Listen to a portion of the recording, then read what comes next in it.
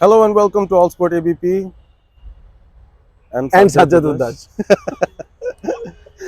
উদ্দাস আবারও চলে আসছি দুজন একসাথে। এই মুহূর্তে আমরা আছি বাংলাদেশ বেতারে। আজকে দুজনের একসাথে কমেন্ট্রি আছে, কালকে বাংলাদেশের খেলা। তো ভাবলাম যে একসাথে যখন আছি বাংলাদেশের খেলাটা নিয়ে একটু আলোচনা করাই যেতে পারে। এবং সমস্যাটা হচ্ছে কি, বাংলাদেশ এবং পাকিস্তান দুটো দলই এমন একটা অবস্থায় আছে যে সাধারণ জনতা, বাংলাদেশের সাধারণ জনতাও খেলাটার প্রতি খুব একটা আগ্রহ নাই, একটু কমে গেছে। পাকিস্তানেও একই অবস্থা। দুই দলেরই অবস্থা আমার মনে হয় এখন পর্যন্ত এই টুর্নামেন্টে সবচেয়ে বাজে ক্রিকেট খেলেছে এই দুটো দল। হ্যান্ডস ডাউন, এ বিষয়ে কোনো সন্দেহ নেই।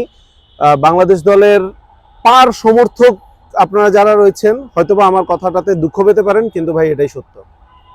এটাই সত্য। এবং এই পারফরমেন্সটা আমরা যদি একটুখানি রিভিউ করি, একটু পেছন থেকে তাকাই, প্রি টুর্নামেন্ট যে আলাপ আলোচনা, প্রি টুর্নামেন্ট যে স্কোয়াড, সেটা নিয়ে যে হাইপ, বিপিএল এ এই খেলোয়াড়রাই ফর্মে ছিলেন যারা দলের সঙ্গে যুক্ত হয়েছেন, যারা গেছেন এই টুর্নামেন্টটা খেলতে।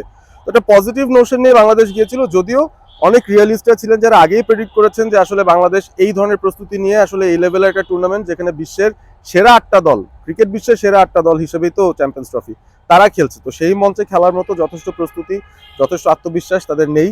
এবং মুখের কথায় যেমনই হোক, খেলায় কিন্তু আমরা দেখলাম যে সে আত্মবিশ্বাসের কোনো ছাপ নেই এবং খুব প্রিমিটিভ মাইন্ডসেটের ক্রিকেটটা বাংলাদেশ খেলেছে, সিমিলার পাকিস্তানের ক্ষেত্রেও।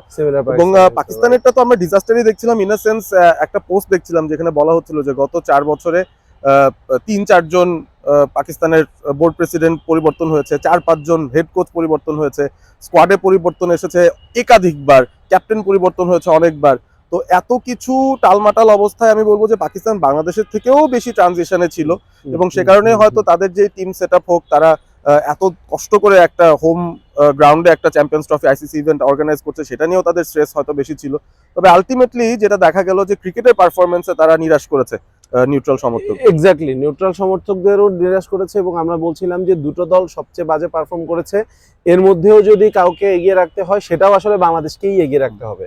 পাকিস্তান ওয়াজ ওয়ার্স দেন বাংলাদেশ এই জায়গা থেকে। পয়েন্টস টেবিলও তাই বলে, কিন্তু বাংলাদেশ 3-এ, পাকিস্তান 4-এ, দুজনেরই পয়েন্ট শূন্য। মানে বাংলাদেশ দুটো ম্যাচের, এক ম্যাচে 228, আরেক ম্যাচে 236 রান করেও পাকিস্তানের চেয়ে বেটার রান রেট। মানে যে মানে এমন একটা টুর্নামেন্ট যেখানে প্রতি ম্যাচে 100 হচ্ছে। এই মুহূর্তে আমরা যখন কথা বলছি, শুট করছি, সম্ভবত জাদরান 100 করে ফেলতে পারেন, আমি জানি না আউট হয়ে গেছেন কিনা। 93-তে নট আউট দেখে আসছি তাকে। সেইখানে 228, 236 করেও পাকিস্তানের যেতে বেটার রান রেট। সুতরাং বোঝা যাচ্ছে যে পাকিস্তানের অবস্থা কতটা খারাপ। যাই হোক, আপাতত বাংলাদেশি হিসেবে আমরা যদি চিন্তা করি, বাংলাদেশের একাদশটা কালকে কি হইতে পারে, ছোট্ট করে একটা পরিবর্তন বা ছোট্ট করে একটা আলোচনা যদি করি। একটা পরিবর্তনের কথা যখন বলেছি, আমি সৌম্য সরকারকে আবারও দলে চাই। তানজিদ তামিম একটা সমস্যা, প্রতি ম্যাচেই ওই 20 রান 25 রান করে একটা ঝলক দেখিয়ে ঠুস করে আউট হয়ে যাচ্ছেন। তারপরেও তানজিদ তামিম এবং সৌম্য সরকার, তাদেরকে আমি ওপেনে দেখতে চাই। শান্ত রান পেয়ে গেছেন, এখন ওপেনিং এ রান পেয়েছেন, এখন তিনি 3-এ খেলবেন নাকি ওপেনে খেলবেন, ওপেনে খেললে সৌম্য জায়গায় পাবে কি পাবে না, এখানে একটা ডিবেট হতে পারে।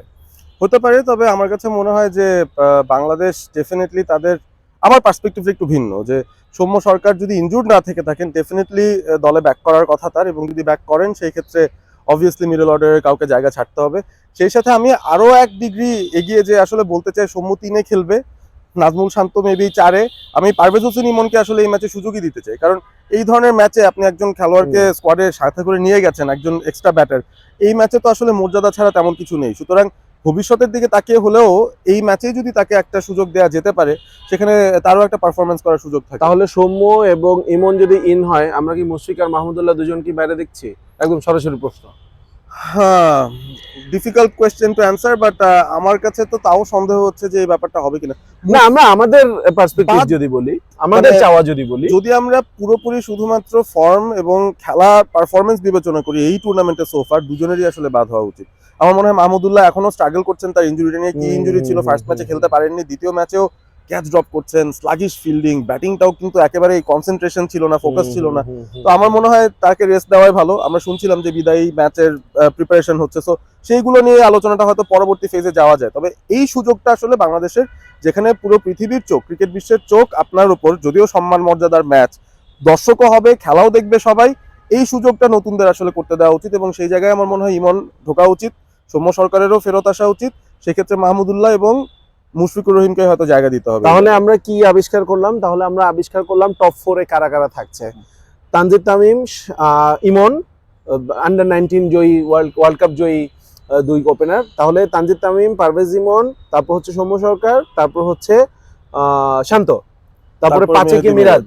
5 এ মিরাজকে খেলাচ্ছি আমরা, 6 কাকে খেলাচ্ছি? তাওহিদ হৃদয়ের সাথে জাকের তাহিদ আলী। হৃদয়। আচ্ছা, তাহলে অনেক বেশি ওলটপালট হয়ে যায় নাকি না হৃদয়কে batting order 5 এ এনে মিরাজকে আমরা 6 ঠেলে ওই তো দিতে পারি? সেখানে আমরা একটা চিন্তা ভাবনা করতে পারি।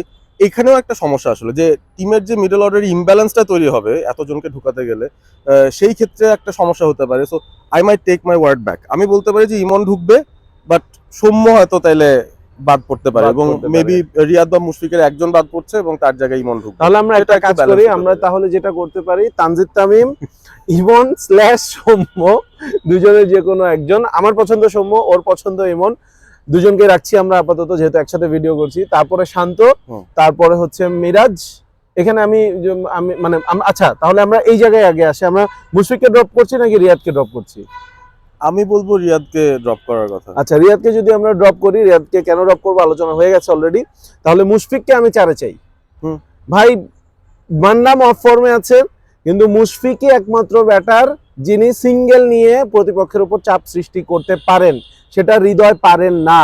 ইন্ডিয়ার সাথে 35-এ 5টা চলে গেছে, তখন ডট বল খেলতে পেরেছেন এবং পরে এক্সিলারেট করেছেন, এই জন্য চোখে লাগে নাই। কিন্তু নিউজিল্যান্ডের সাথে ভালো একটা অবস্থায় থেকে বাংলাদেশ প্রেসারে পড়ে গেছে, হৃদয়ের সিঙ্গেল বের করতে না পারার যে একটা সামর্থ্যের অভাব, সিঙ্গেল বের করতে পারার যে একটা সামর্থ্যের অভাব, সেটা প্রকট হয়ে যায়। তাহলে মুশফিক গেল 4 এ, 5 এ আমরা দেখছি হৃদয়কে, 6 মিরাজকে, 7 এ জাকের আলী, রিশাদ, আর 3 পেসারে আর কোনো পরিবর্তন নেই। না, আমার মনে হয় দরকার নেই, কারণ মুস্তাফিজ গত ম্যাচটা ভালো করেছেন এবং রাওয়ালপিন্ডিতেই আবারও খেলা।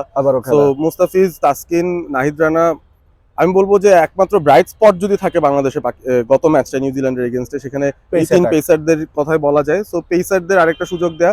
মুস্তাফিজ বোল্ড ব্রিলিয়ান্টলি, যদিও শুরুতে নাহিদ রানা এবং তাসকিন মূল প্রেসারটা দিয়েছে, কিন্তু মুস্তাফিজ আমাকে নিউজিল্যান্ডের সাথে সবচেয়ে বেশি ইমপ্রেস করেছে। এখন নাসুমকেও ঢোকানো যায় কিভাবে আমি কিন্তু ভাবছিলাম, বাট আলটিমেটলি মনে হলো যে আসলে জায়গা পাওয়া খুব ডিফিকাল্ট, টিমের ব্যালেন্স একটু বেশি ওলটপালট হয়ে যায়। তারপরও তাকে রাখার পক্ষে কিন্তু একটা লজিক আছে। ফর এক্সাম্পল, পাকিস্তান দলে সাউথ শাকিল ছাড়া তাদের একদম টপ হাফ থেকে নিচে পর্যন্ত কিন্তু কোনো বাহাতি ব্যাটার না, নাই। সেটা ঠিক আছে, কিন্তু পাকিস্তানের ব্যাটারদের যে অবস্থা, ওই 3 পেসারই সামলাইতে পারবে না ওরা, ঠিক আছে? মানে আমরা খুব করে বলতেছি, হইতেই পারে কালকে বাংলাদেশ ম্যাচটা হেরে যেতে পারে, কিন্তু এখন পর্যন্ত টুর্নামেন্টে সাদা চোখে আমরা যা দেখেছি, বাংলাদেশ কালকে পাকিস্তানের সাথে ম্যাচটা জেতা উচিত। মানে ফেভারিট হিসেবে কি স্টার্ট করছে? ফেভারিট হিসেবে স্টার্ট করছে, নো ডাউট অ্যাবাউট দ্যাট। পাকিস্তানের যে ব্যাটিং প্লাস বাংলাদেশের যে বোলিং, মেহেদী মিরাজ বাদে সবাই কিন্তু ভালো বোলিং ফর্মে রয়েছে। 3 পেসার, রিশাদ, সবাই কিন্তু ভালো বোলিং ফর্মে রয়েছে। পাকিস্তানের এই ব্যাটিং বাংলাদেশের সাথে ভালো করা উচিত না। আর রাওয়ালপিন্ডিতে তো পাকিস্তানকেই 2টো ম্যাচ হারিয়েছে টেস্টে। সুতরাং আমার কাছে মনে হয় যে আগামীকালকে বাংলাদেশের এই ম্যাচটা অবশ্যই জেতা উচিত। তাহলে মোটামুটি ভাবে আমাদের 11টা এটাই দাঁড়ালো। এবং 11টা নিয়ে আপনারা কি চিন্তা করছেন? আপনারা কি এবিপির সাথে গিয়ে সৌম্যর জায়গায় ইমনকে চান, নাকি আমার সাথে একমত পোষণ করে সৌম্যকে চান? একটা কাজ করেন, একই ভিডিও 2 চ্যানেলে হবে, ওর চ্যানেলে গিয়ে বলেন যে সৌম্যকে চাই, আমার চ্যানেলে গিয়ে বলেন ইমনকে চাই, তাহলে একটা মজা হবে। সো তাহলে আজকের এই কন্টেন্ট শেষ করি, অনেক লম্বা হয়ে যায়, মানুষ আবার লম্বা কন্টেন্ট দেখে না। হ্যাঁ শিওর, বাট কালকে বাংলাদেশ ফেভারিট, লাস্ট কথা কিন্তু এটাই, বাংলাদেশ জিতবে, বাংলাদেশ জিতবে, এই বিষয়ে কোনো সন্দেহ নাই। বাংলাদেশ যদি না জিতে কষ্ট পাবো, কি আর করবো, কিন্তু সাবস্ক্রাইব করবেন আমাদের চ্যানেল।